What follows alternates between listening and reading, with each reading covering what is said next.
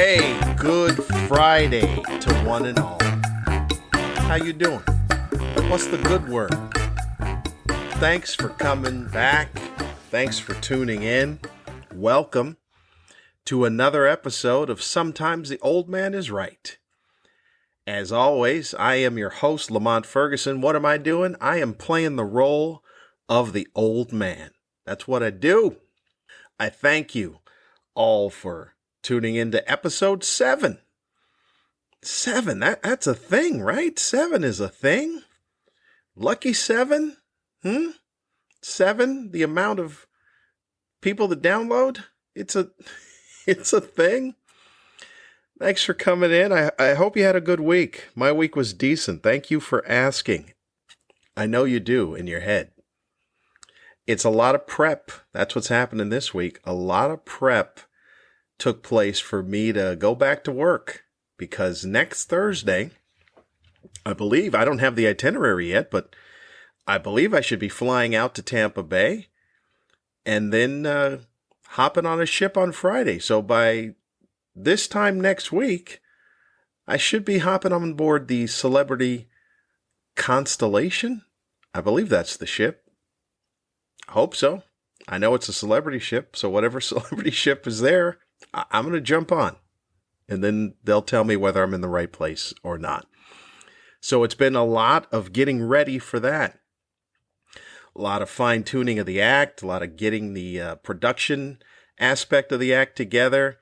You know what? God bless my talented friends. I'm very thankful and grateful to my very talented friends who I asked a favor of, because I do a little animations. I animate jokes for the opening of my shows on ships, and I need a little help because every time, look, my voice is my voice. It's very distinctive because it's me. I guess, hey, oh, that's Lamont. That sounds like Lamont. And I'm not good at doing other voices. So every time I was trying to voice a character in one of the animations, it just sounded like I'm doing a bad impression of Peter Griffin, which is on a show that I barely watch. So I have some friends, and they helped out. So a shout out to Mark Fernandez, Natalie Bolin, Jeff Thill, Ted Leib, Karen Rontowski. Good people. I'm very blessed to have these talented friends in my life that help out. So I'm getting ready. That is what my week is. Getting ready to return to work. I don't have a lot of notes for this week because I've been busy animating is what I've been busy doing. There's some stuff, though. I took a look at some of the items, and I was like, oh, my goodness. I'm already fired up. I noticed that I'm looking at my the stats on the podcast. I'm a big stats person. You know, the numbers are what they are. They'll slowly start to build.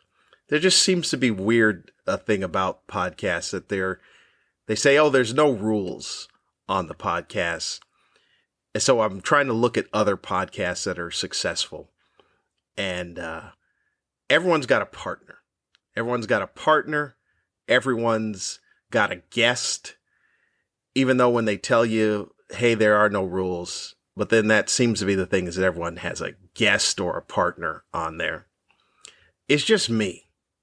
And you're just going to have to like it or not that it's just me. I may at some point have a guest, but there won't be, hey, it's me and my buddy, you know, because you know me. I don't have many buddies. I don't. I'm not that much of a people person.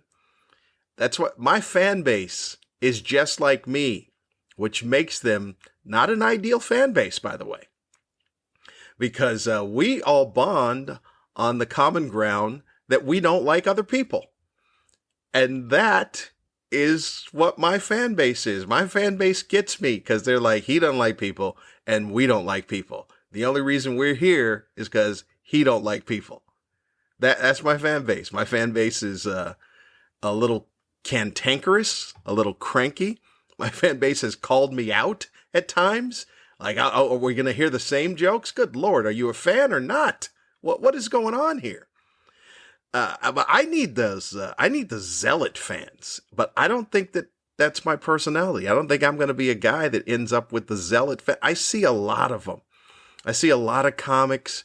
They post the most innocuous, mundane, just nonsense, not even funny stuff on social media and Twitter. And you look up, oh my goodness, 600 likes, 400 retweets, 400. I'm like, really? For that? And oh my goodness, I see some of them. They're just, oh my God, you're the best, you're the greatest, you're the best, I'm like, really? My fans aren't that. My fans aren't, you're the greatest, you're the best. My fans are like, oh, Lamont, he's all right. Yeah, I'm down with Lamont. That's about the amount of enthusiasm that my fans are. I need those zealots, man. I got to find some of those zealot fans. I don't know if I'm going to find them. I don't know if that's in my DNA, because I'm not a zealot fan for anyone. So I don't know why I would ask someone to be that for me. But it'd be nice. It'd be nice if I just put up a picture of French toast and they go, oh my God, Lamont, you're the best. We love French toast and we love you because you like French toast. I goof on those people, as you can see, and I find them annoying. But that's what makes people. So anyway, regular days this week of walking Olivia to and from school. Nothing much to report there. It's like I said, happy-go-lucky kid. She has the joy. You know what the joy is? I've been thinking about this. There is nothing like the joy of a girl. Girls have unbridled joy. Just happiness within their own world and happiness in the smallest of details. Like I told you, remember that she collects rocks during recess. And every day she gives me a report on what types of rocks she found and where she found them. And I don't even know if there is a level of excitement that you can measure in her voice when she's talking about finding these rocks, and her friends went this place on the playground and we found these rocks and this. There's just, like I said, it's immeasurable. The amount of joy that a girl has. We could bottle that. We could save everything. It would be fantastic. It is weird that it does go away though. That unbridled joy where a girl is just sitting in the back seat of a car and you go, what are you smiling about? And she's like, clouds. That eventually goes away. And then women happen and there's no unbridled joy in a woman. Have you seen women? There's a lot on their minds. There's a lot of concern. The weight of the world is on every single woman's mind. And I don't know what happened to that unbridled, uncontrollable joy. I'm sure there's women out there right now saying, men, that's what happened to it. And maybe you're right. You could be right that men happened to it. There's nothing about unbridled joy with boys. I've got 2 boys. No unbridled joy. There's a lot of brooding and moping, scowling, grunting, never unbridled joy that girls have. I don't know when it changes. I don't know what happens, but we need to figure out a way to bottle that unbridled joy of a girl. Some of the news items that are annoying me or have piqued my interest. You know, I was watching, I'm going to talk about sports for a second because I said I would talk about some sports. I was watching a show the other day and there was an athlete on, Torrey Holt. I don't know if you know who Torrey Holt is, if you sports people. Former wide receiver for the St. Louis Rams. Part of the greatest show on turf. Torrey Holt was talking, and I'm just looking. I'm not really listening to what he's saying. I'm just looking at him. He's got a Super Bowl ring because he won a Super Bowl. He's got that on his right hand, on his ring finger of his right hand. And I noticed that his right pinky on that hand is a little off. It's been broken, didn't reset correctly, so it's a little askew, let's say. And I'm looking at that, and I'm listening, kind of listening, and I'm like, man, that pinky's kind of messed up. That's what happens as an athlete. I guess that's what happens as a receiver. That ball comes in there pretty quickly. A lot of people, you don't understand a couple of things. It's taken for granted that it is very difficult to throw a football correctly. And I don't mean that no one can do it. I mean to do it at a certain level takes a level of deftness to be able to do it. It's not like, I can pick it up. But like to throw a ball, the ball can get from one side to the other side. That's easy. A round baseball or any type of ball, that's simple. But a football, to throw it with the spiral and not having it flip over and consistently do it, it's more difficult than it looks. And quarterbacks, they throw that thing with velocity, like crazy, fast, coming in, bam, coming in hot. And so receivers break fingers, a lot of messed up fingers on receivers. And so I thought, okay, yeah, that's the thing. And then Torrey Holt's left hand came into the picture. I had to change the channel. Oh my God.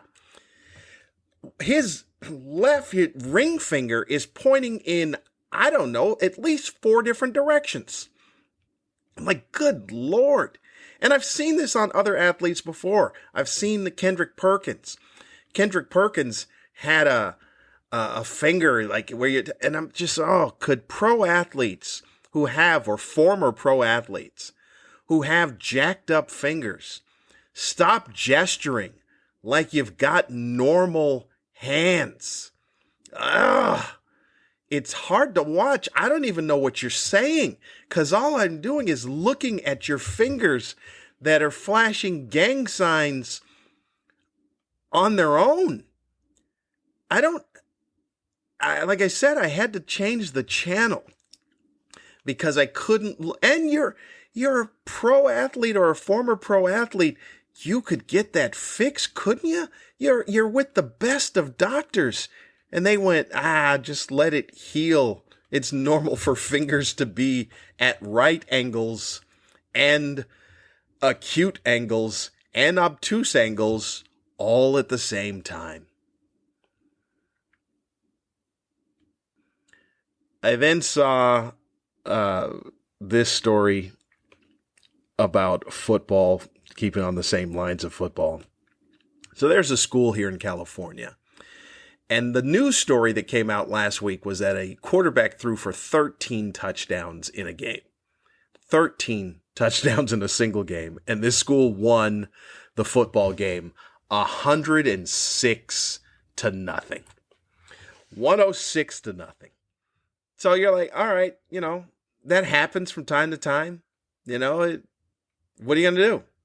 That team was just that much better. And that's sports. I don't know what else you're supposed to do. Well, then today, the article came out because the principal of that school, Debbie Tate, then decided that she was going to comment and apologize for the unsportsmanlike behavior of the football team that won 106-0. So you go down the article. I'm like, Debbie Tate, I know this is going to sound misogynistic, but seriously, Debbie, did you play football? Do you understand the mentality of football? This whole idea that it's poor sportsmanship. Why? Because they scored 106 points against the team that was unable to score any points. This is how sports works. Get a better team. It's as simple as that.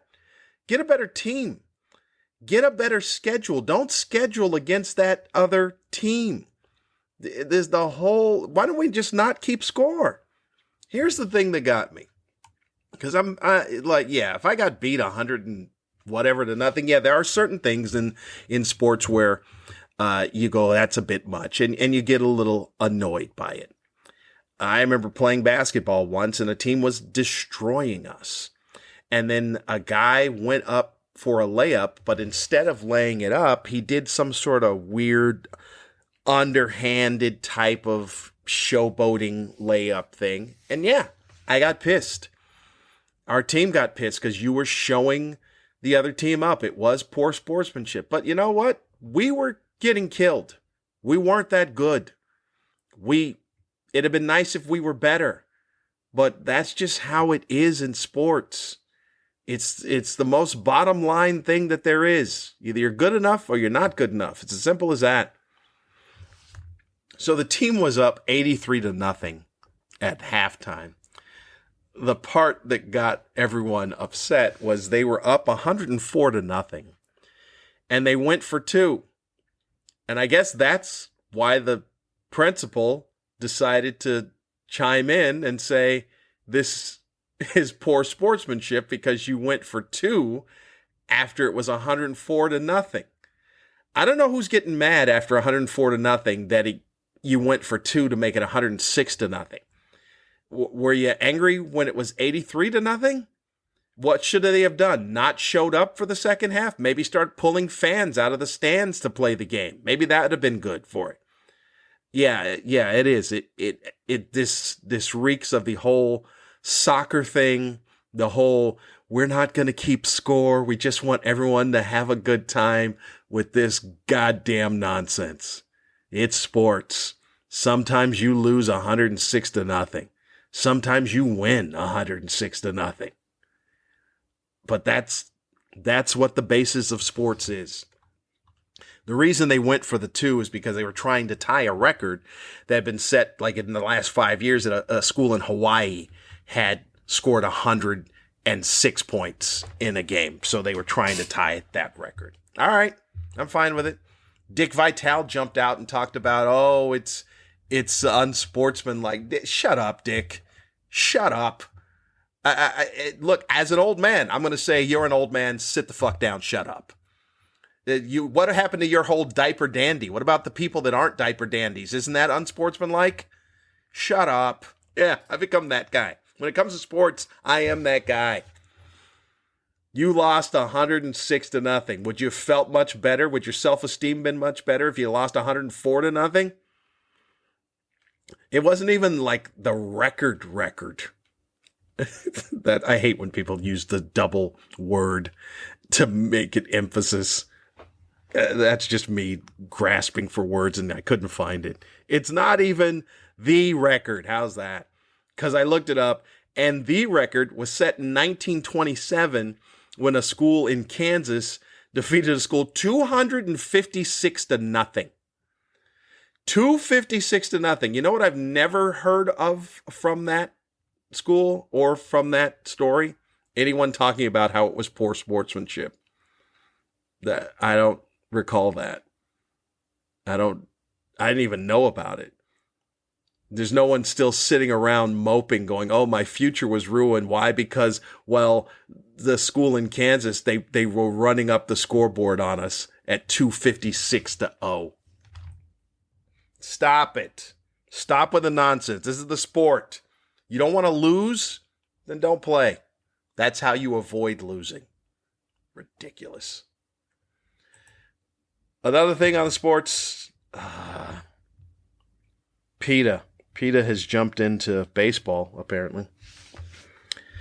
I don't know what's going on, people. I don't know if just in general we have lost our goddamn minds and there is no common sense and there is no true north where people can say, hey, this is insanity.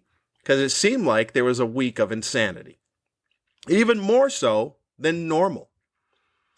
So PETA says they want Major League Baseball to rename the bullpen because the bullpen is it mocks the misery of animals and it devalues players.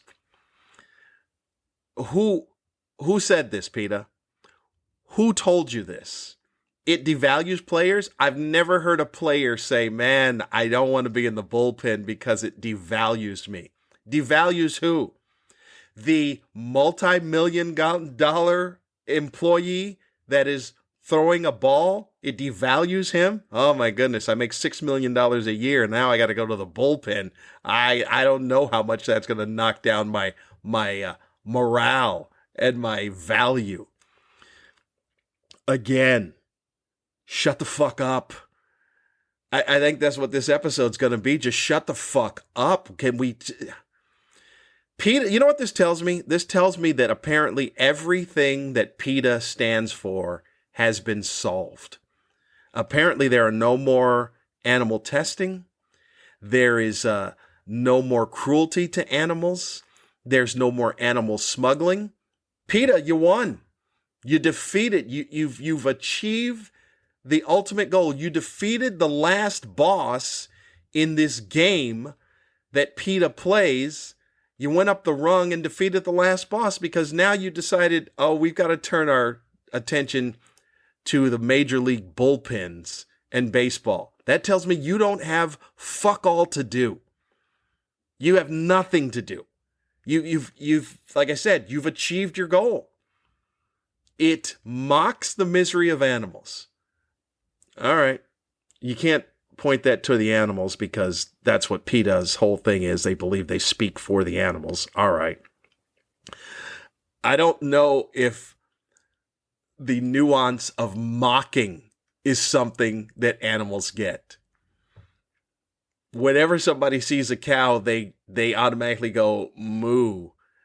I don't know if a cow goes, are you mocking me? Are you? I don't even sound like that. I'm not saying moo. Is that what you hear? Because I feel like I'm being mocked. PETA, please shut the fuck up. You know what? I think we should go along with baseball rules. If PETA's going to step into baseball and believe that they have an idea, how about for this bullshittery, you now get a suspension, PETA. 6 months. 6 months. You can't say a goddamn thing because you stepped out of bounds. Because apparently you're done. You've got nothing else to do. I guess people stop wearing fur. We stopped doing that with all the animals. So now you're going to go into baseball. Shut the fuck up. They had an idea. They said, oh, we think you should start using the word arm barn instead. Okay. So not only have you decided some bullshit, you've actually came up with a solution, PETA, that is also asinine. You're on suspension. I don't want to hear a peep out of you, PETA. You come back when you've got things figured out. Like I said, this was a week of crazy. Slightly on politics. I didn't even pay attention. I told you at the beginning that I'm not going to talk about politics because it's not something that I really necessarily know. I will talk about the things that I do know. I guess it was a big deal that the Virginia flipped and that it became a Republican governor and a Republican lieutenant governor.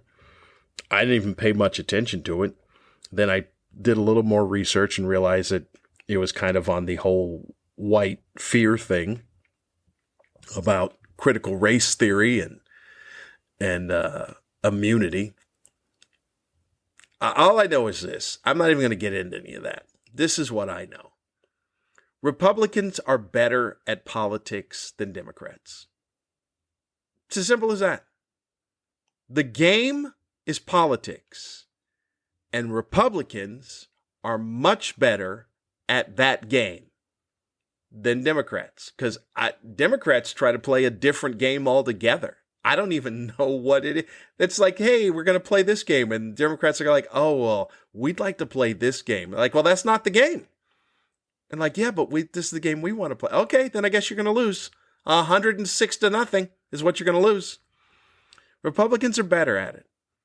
They're just much better at it. And I don't know why Democrats don't admit to that and then just actually start playing the actual game that's being played. But they want to keep playing a different game, and they're going to lose every single time. That's my take. Republicans are better at politics than Democrats are. The other thing about the week of crazy is that these people that got together in Dallas, these QAnon people that got together in Dallas, because they were under the belief that JFK and JFK Jr., both dead, were going to come back and pronounce that Trump is president. And the fact that I thought it was an Onion headline. Someone sent me the story, and I thought it was a headline from the Onion. Because I thought, oh, this is just silly. And then I looked at news stories and thought, oh, no, this is a real thing. And there were more than 5 people there. Because that's the amount of people that should have been there, is 5. It really wouldn't even have gotten any coverage if it was just 5 people. But that's the amount that should have been there for that. And 3 of them should have just been there to goof on the other 2. That's what it should have been. But there was, 1,000 people at this event waiting for this thing that was never going to happen because they believed it was going to happen. A couple of things. One, I wish I had this type of influence. This goes back to my fan base. If I could somehow have those people in my fan base, oh my goodness, I would be so happy, and I would use my powers probably for evil. But I need that. I need that type of influence, and yet I don't have it because I don't like people. This is the quandary, the conundrum that I sit in, is that if I just did, I could have that. I could have episodes that had consistently double-digit downloads and not the single-digit downloads that I'm currently getting. But if I had that, that'd be something that someone convinced 1,000 people that 2 people who were dead would come back, and not only just come back, but then make an announcement, a declaration that something that wasn't legally possible was going to be possible. And they were there. They showed up. They were waiting. Excitement. And those people then, after that took place, went back to their jobs, whatever it is that they do, mingling with the rest of us. I don't know how we got to this level of crazy. But that was insane when I saw the amount of people. And that there was no questions that were asked. Of course, JFK, who's going to be would be 104 years old, and JFK Jr. would come back. And of course, they would do this. No one asked a question. They said, oh yeah, 2 people who were dead are going to come back, but not one of them asked about their grandmother. No one ever said, okay, well, JFK's coming back, but what about grandma? Is she coming back too? No? Okay, just those 2? All right.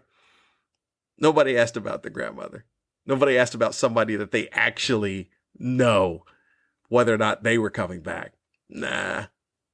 Just 2 figures that were on the opposite party were going to endorse the dude on the other party who's not president. All right. You guys can have it. You can. I don't. I can't keep fighting this. How do you fight this? How do you fight this type of lunacy every day? You know what? I'm going to stick with my 7 people. I'm going to stick with my 7 downloads and my 7 folks, my single-digit people, and we will just sit and stare at you and go, thank God we're not you. That's what we're going to do. As I said, it was going to be a little quick episode. I'll try to put together some more stuff for next week. But I got to get back to animating now. Getting stuff ready to be on the ship, telling the jokes. I thank you, as always, for downloading and tuning in. Spread the word, could you? Tell a friend of a friend. Tell other people. Tell people that you know don't like people. Because I know you know people that don't like people. Tell those people, hey, there's a dude that also doesn't like people. And he will voice the same frustrations that you have on a daily basis. Tell him that. All information you can find at lamontferguson.com. Every Friday, dropping an episode of the podcast. Every Monday, I'm on the podcast, The Good Green Room, with my friend Lewis Johnson. That's lighter. We're just talking and having fun. And there's two people. So, hey, look, the people that like the two people thing, you can tune in on Mondays on Facebook Live, 2 p.m. Pacific Time. Good Green Room, myself, Lewis Johnson. Other than that, I wish you a great week. Next time I talk to you, I'll be on a ship. I'm on a boat. There was a lot going on today. I was a little fired up. As always, I could be wrong about a lot of things. But I'm telling you, sometimes the old man is right. I'll see you next week.